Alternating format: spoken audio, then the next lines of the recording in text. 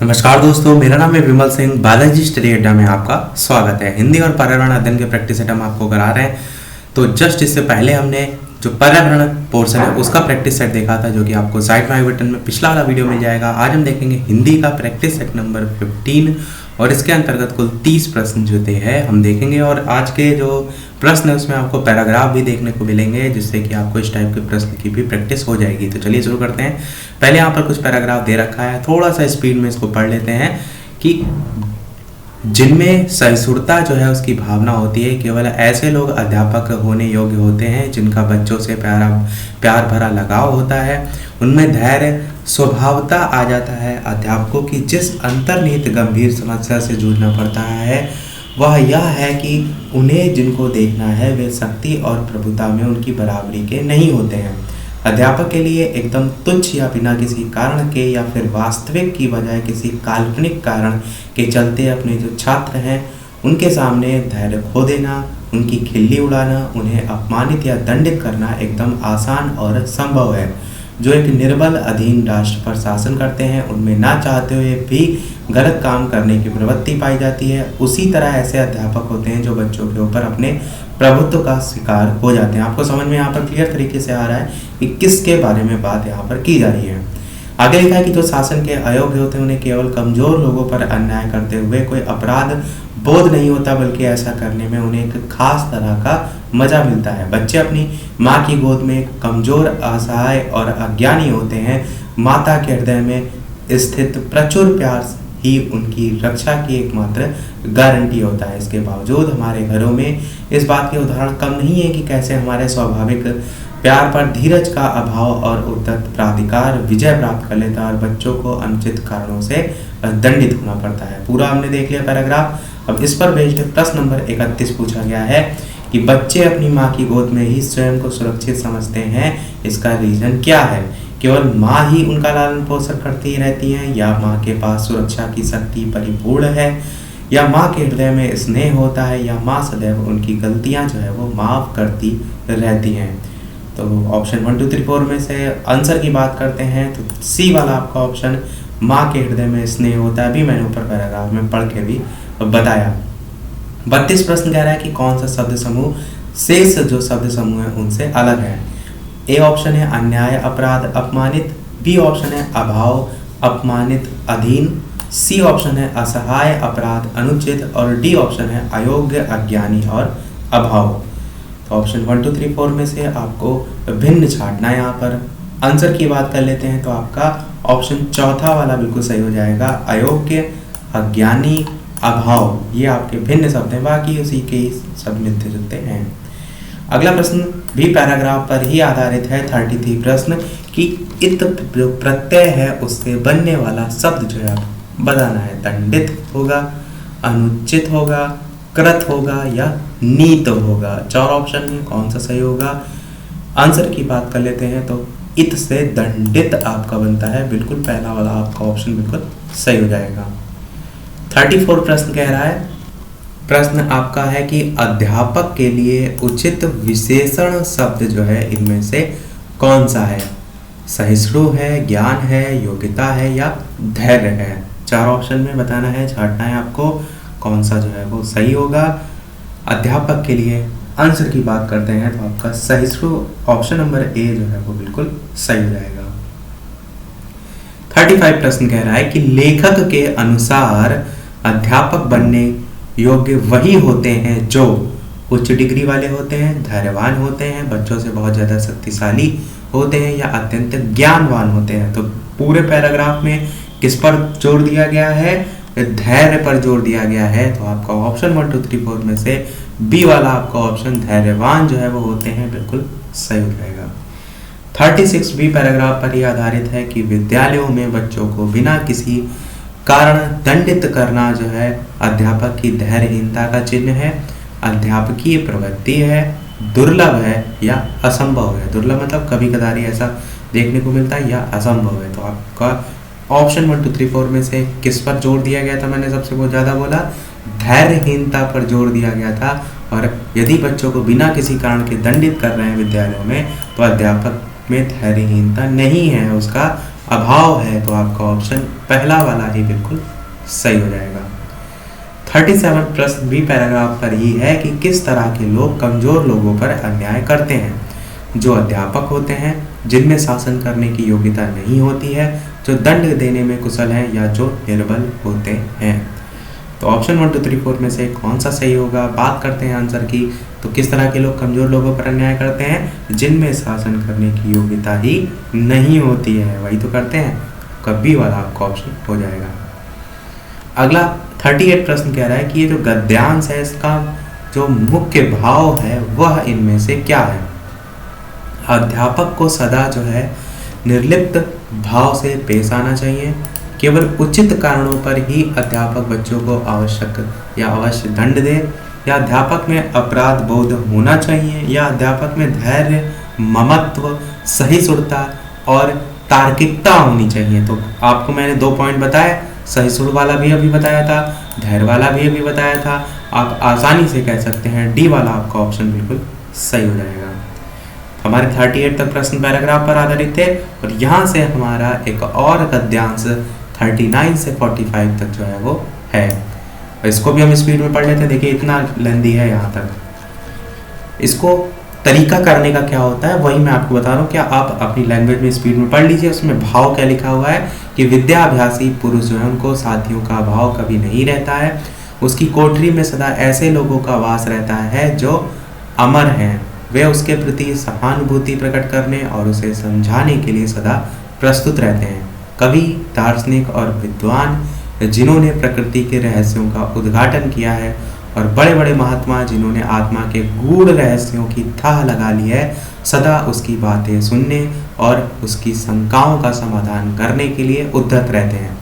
बिना किसी उद्देश्य के सरसरी तौर पर पुस्तकों के पन्ने उलटते जाना अध्ययन नहीं है। लिखी हुई बातों को विचार पूर्वक पूर्ण रूप से हृदय से ग्रहण करने का नाम क्या है? अध्ययन है। यही इसकी डेफिनेशन भी होती है कि उसके भाव भी हम ग्रहण करें।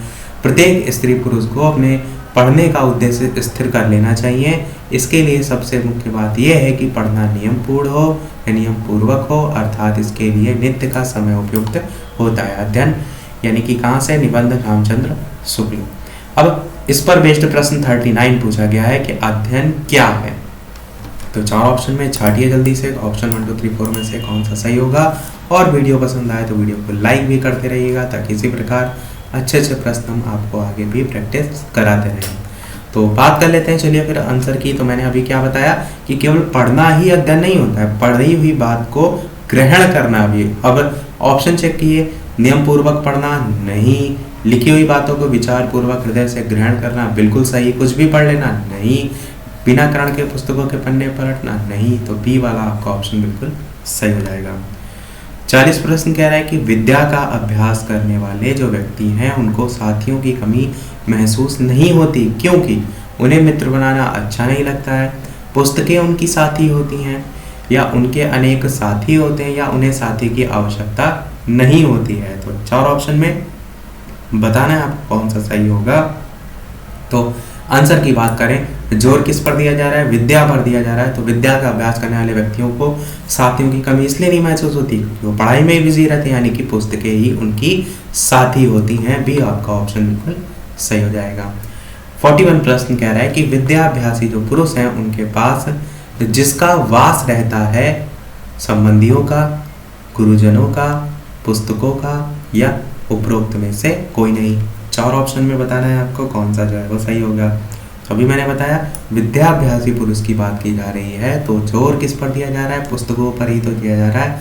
उनके पास सदा किसका वास रहता है? पुस्तकों का वास रहता है। सी वाला आपका ऑप्शन बिल्कुल सही हो जाएगा। अगला प्रश्न 42 कह रहा है कि अध्ययन के लिए किस नियम का दृढ़ता से पालन होना चाहिए? अध्ययन कम से कम 4 घंटे अवश्य किया जाए, अध्ययन स्नान करके ही किया जाए, अध्ययन केवल प्रातः काल किया जाए, या अध्ययन के लिए नित्य एक समय निश्चित किया जाए। तो ऑप्शन 1 2 3 4 में से कौन सा सही होगा? आंसर की बात करते हैं तो आप कहेंगे अध्ययन के लिए एक नित्य समय निश्चित किया जाए, जो कि ऊपर वाले पैराग्राफ में निचले जो सबसे लाइन लिखी थी उसमें इसके संदर्भ में लिखा गया था। ये अपने आप से नहीं, उसी के ही अकॉर्डिंग आपको बताना था। 43 प्रश्न कह रहा है कि कौन सा शब्द जो है वो प्रा उपसर्ग लगाकर नहीं बना है? प्रसिद्ध, प्रश्न, प्रगति या प्रयुक्त। बहुत ही बेहतरीन प्रश्न, 4 ऑप्शन छांटना है आपको, बताना है कौन सा जो है आपका इसमें जो शब्द है वो प्रा उपसर्ग लगाकर नहीं बना है।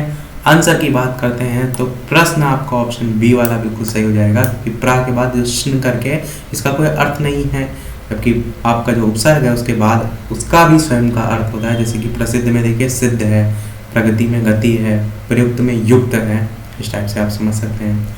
44 प्रश्न कह रहा है कि विद्वान शब्द का विलोम क्या होता है? मूर्ख होता है, मंदबुद्धि होता है, विद्वता होता है, विदुषी होता है। 4 ऑप्शन में छांटना है आपको कि विद्वान शब्द का विलोम शब्द क्या होता है। आंसर की बात करते हैं तो विद्वान का विलोम होता है आपका मूर्ख, तो आपका पहला ही आपका ऑप्शन बिल्कुल जो है वो सही हो जाएगा। 45 प्रश्न कह रहा है कि स्त्री पुरुष जो है उसमें समास जो है वो कौन सा है? द्विगु समास है, कर्मधारय समास है, तत्पुरुष समास है, द्वंद्व समास है। 4 ऑप्शन में बताना है आपको कौन सा सही होगा।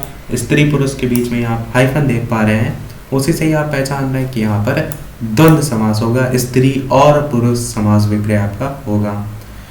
अगला प्रश्न है 46 की कक्षा 8 की एक बच्ची लड़का को लड़का बोलती है। सीटेट का आपका प्रश्न है ये, इसका संभावित कारण जो है बताना है आपको। उसे उच्चारण दोष है, उसे उच्चारण का ज्ञान बिल्कुल नहीं है, यह उसकी मातृभाषा का प्रभाव है, वह बोलने में लापरवाही बरतती है। तो बच्चे को कभी आप नीचे नहीं गिराएंगे, उसे लापरवाही वगैरह नहीं बोलेंगे। क्यों? क्योंकि आपको उसे सुधारना है, तो आप बच्चे को लापरवाह थोड़ा नहीं बोलेंगे। तो ABC में से आप छाटिए कौन सा जो है वो सही होगा। आंसर की बात करते हैं तो उच्चारण दोष आप कहेंगे हो सकता है, परंतु यहाँ पर कक्षा 8 की बच्ची की बात की जा रही है और उस लेवल तक आप देखेंगे अगर इस प्रकार की चीज़ें होती हैं तो सुधार दी जाती हैं। तो ए ऑप्शन में हम इसे नहीं रखेंगे, उसे उच्चारण का ज्ञान बिल्कुल नहीं है, ऐसा तो नहीं है, क्योंकि वो लड़का को लड़का पढ़ तो रही है। सी वाला आपका ऑप्शन बिल्कुल सही होगा कि उसकी मातृभाषा का प्रभाव जो है इस पढ़ रहा है, इस प्रकार से बोलते हुए हैं लड़का वगैरह। यही आपका ऑप्शन सी वाला सही हो जाएगा। अगर सी वाला ऑप्शन ना होता है यहाँ पर तो ए ऑप्शन को भी आप प्रेफर कर सकते थे, परंतु किसी न किसी आधार पर आप इसे काटेंगे ही तभी दूसरे ऑप्शन तक पहुंचेंगे, इसलिए मैंने बता दिया। 47 प्रश्न कह रहे हैं कि पठन कौशल से अभिप्राय है शब्दों को पढ़ना, वाक्यों को पढ़ना, पढ़कर समझना या लिपि चिन्हों की पहचान। तो ऑप्शन 1 2 3 4 में से कौन सा सही होगा? आंसर की बात करते हैं तो पठन कौशल से अभिप्राय है लिपि चिन्हों की जो है वो पहचान। और दूसरा आंसर यहाँ पर हो सकता है पढ़कर समझना। देखिए पठन कौशल को हम वैसे तो क्या कहते हैं कि किसी व्यक्ति की कोई लिखित सामग्री है उसको या उसके अर्थ ग्रहण करने की जो क्षमता होती है उसे हम जो है वो पठन कौशल में रखते हैं। अब लिपि चिन्हों की पहचान में क्या होता है, हम अर्थ को तो समझ रहे हैं पर केवल लिपि चिन्हों की पहचान को हम नहीं कह सकते, तो हम सी वाले आपके ऑप्शन जो है उसके साथ जाएंगे। पढ़कर समझना कि कोई चीज़ है उसका अर्थ ग्रहण करना की जो क्षमता होती है वो पठन कौशल होती है। तो यहाँ पर आपका ऑप्शन सी वाला ज़्यादा सही होगा, ना कि डी वाला। 48 प्रश्न कह रहा है कि वाइगोत्स्की ने भाषा सीखने की प्रक्रिया में किस पर बल दिया है? सामाजिक अंतःक्रिया पर, पाठ्यपुस्तक पर, उचित आकलन पर या कक्षाई अभ्यासों पर। तो 4 ऑप्शन में कौन सा सही होगा? आंसर की बात करते हैं तो सामाजिक अंतःक्रिया आपका जो है वो बिल्कुल सही हो जाएगा। 49 प्रश्न कह रहा है कि कविता शिक्षण जो है उसमें आप सर्वाधिक महत्व किसे देंगे?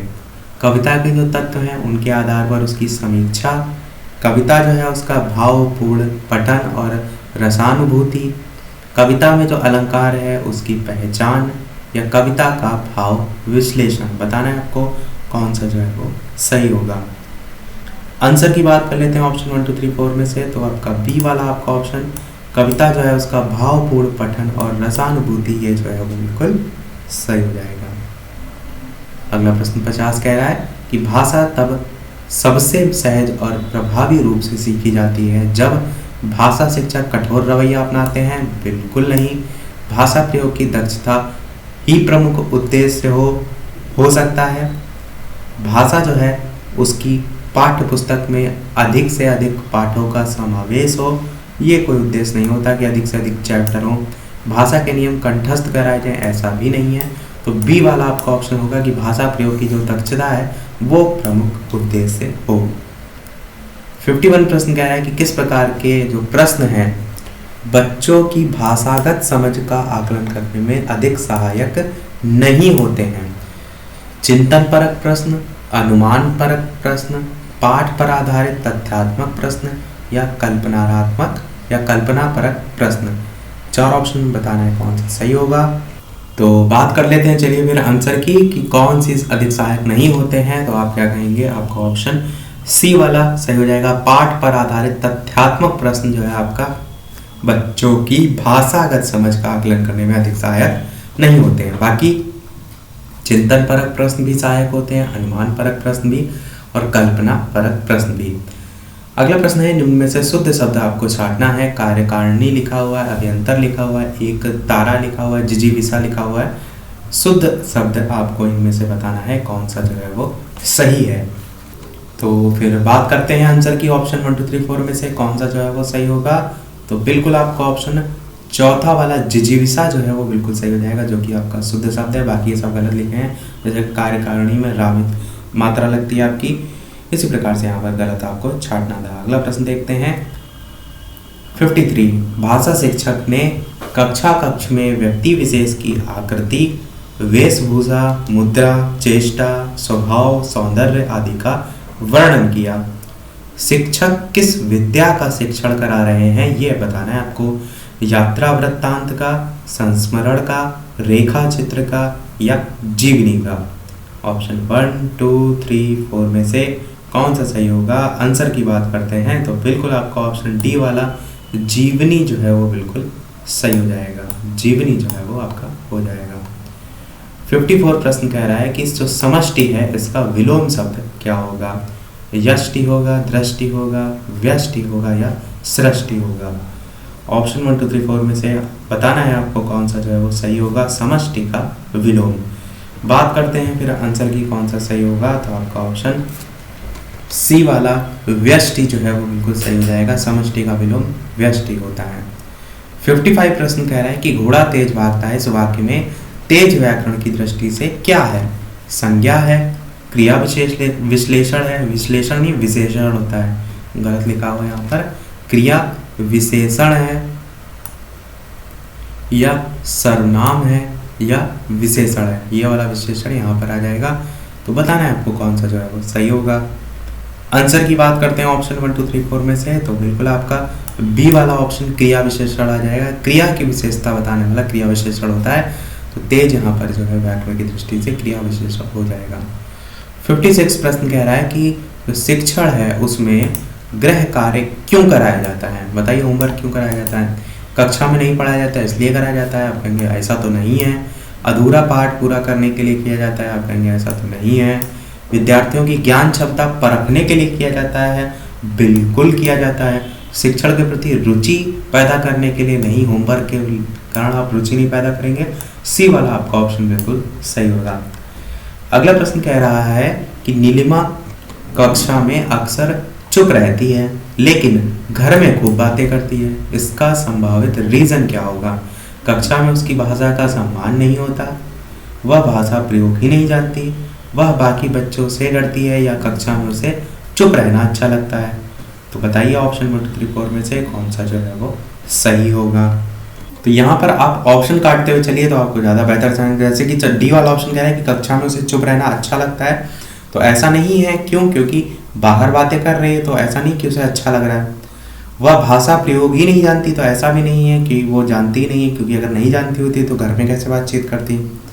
अब 2 ऑप्शन हैं कि कक्षा में उसकी भाषा का सम्मान नहीं होता या बाकी बच्चों से डरती है।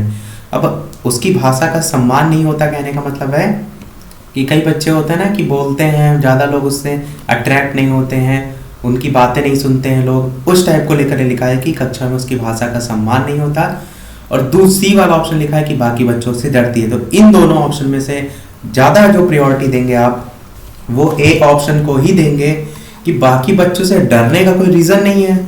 तो सी वाला, क्योंकि हम कक्षा में ऐसा माहौल नहीं क्रिएट कर सकते कि एक बच्चा दूसरे से डर रहा है इस टाइप से, तो ए वाला आपका ऑप्शन जो है वो ज़्यादा यहाँ पर सही हो सकता है कि कक्षा में उसकी भाषा का सम्मान नहीं होता, यानी कि जो बच्चा नीलिमा जो है वो बोल तो रही है, उसकी तरफ इतने बच्चे अट्रैक्ट नहीं हो रहे हैं, तो इसलिए वो कम बोल रही है। जैसे होता नहीं कि बहुत से क्लास में बच्चे होते हैं, कुछ बहुत ज़्यादा बोलते हैं तो उनकी उनकी बातों को लोग सुनते हैं, हंसते हैं, रिएक्ट करते हैं। कुछ बच्चे ऐसे भी होते हैं जो बोलते तो हैं पर लोगों का ध्यान नहीं जाता उन पर, यानी कि उनकी बात यहाँ पर उनकी भाषा का सम्मान का सेंस इसी तौर पर लिखा गया है, उनकी भाषा का सम्मान नहीं होता। ए वाला ऑप्शन यहाँ पर ज़्यादा सही होना चाहिए। बाकी आपके अकॉर्डिंग क्या होगा कमेंट में अवश्य बताइएगा। 58 प्रश्न कह रहा है कि बहुभाषिकता भाषा की कक्षा की अनिवार्य प्रकृति है, बाधा है, जटिलताओं को बढ़ाती है या शिक्षक के लिए कार्यभार बढ़ाती है। बताना है आपको ऑप्शन 1 2 3 4 में से कौन सा सही होगा। तो चलिए बात करते हैं फिर आंसर की कौन सा सही होगा। तो बिल्कुल आपका ऑप्शन डी वाला सही हो जाएगा। बहुभाषिकता भाषा की कक्षा की शिक्षक के लिए कार्य जो है वो बढ़ाती है, यही सही होगा। अगला और इस वीडियो का लास्ट प्रश्न देखते हैं, उसके बाद एक प्रश्न हम आपसे भी पूछेंगे। तो 60 वाला हम प्रश्न देख लें, 59 वाला हम आपसे पूछेंगे। प्रश्न कह रहा है कि कक्षा में दृष्टिहीन बच्चों के समावेशन के लिए आप क्या करेंगे। ब्रेल लिपि में सामग्री उपलब्ध होने की प्रतीक्षा करेंगे, उन्हें भाषा संबंधी आसान कार्य देंगे, पढ़ाने के बाद उनसे कोई भी सवाल नहीं पूछेंगे, या धीमी गति से पाठ पढ़ते हुए उसके वर्णन को विस्तार देंगे। बताना है आपको ऑप्शन 1 2 3 4 में से कौन सा जो है वो सही होगा। तो बात करते हैं आंसर की। कक्षा में दृष्टिहीन बच्चों के समावेशन के लिए आप क्या करेंगे। और आंसर की बात करने से पहले वीडियो में तक आपने लाइक ना किया हो तो सभी लोग वीडियो को लाइक भी अवश्य कर दीजिएगा, ताकि मुझे मोटिवेशन मिलता रहे। चैनल पर नए हो तो सब्सक्राइब करके भी अवश्य जुड़ जाइएगा, ताकि आगे आने वाला कोई वीडियो मिस ना हो। और टेलीग्राम चैनल से नहीं जुड़े तो वीडियो के डिस्क्रिप्शन में भी आपको लिंक मिल जाएगा, सर्च करके भी बालाजी स्टडी अड्डा आप जुड़ सकते हैं। आंसर की बात करते हैं तो आपका आंसर डी वाला सही हो जाएगा कि धीमी गति से पाठ पढ़ते हुए उसके वर्णन को विस्तार देंगे, ताकि जो दृष्टिहीन बच्चे हैं उनके समावेशन का भी पूरा उसमें ध्यान दिया जाए। अब देखते हैं वो प्रश्न, जैसे कि सभी वीडियो में हम आपसे एक ना एक प्रश्न पूछते हैं। तो 59 नंबर वाला प्रश्न हम आपसे पूछ रहे हैं कि सुहेल अक्सर रंगीन चित्रों वाली किताबों को उलटता पलटता रहता है। इस आधार पर कहा जा सकता है कि उसे पढ़ना नहीं आता, वह रंगों की पहचान करना चाहता है, रंगीन चित्रों के माध्यम से वह समझने की कोशिश करता है, या केवल चित्र ही उसे पसंद है। 59 का ABCD में से कौन सा आंसर सही होगा। ABCD के फॉर्म में ही आप आंसर वीडियो के मेन कमेंट में टाइप करके बताइएगा, क्योंकि इतना लेंदी तो आप टाइप नहीं करेंगे। इसी के साथ हमारे सभी आज के 30 प्रश्न समाप्त होते हैं। ओवरऑल आपका यहाँ पर कितने स्कोर रहा वो भी कमेंट सेक्शन में अवश्य बताइएगा। तो आज में इतना ही। वीडियो पसंद आया हो तो लाइक अवश्य कीजिएगा, चैनल पर नए हो तो सब्सक्राइब कीजिएगा। मिलते हैं फिर अगले वीडियो में एक नए टॉपिक के साथ। तब तक नमस्कार, थैंक यू फॉर वॉचिंग।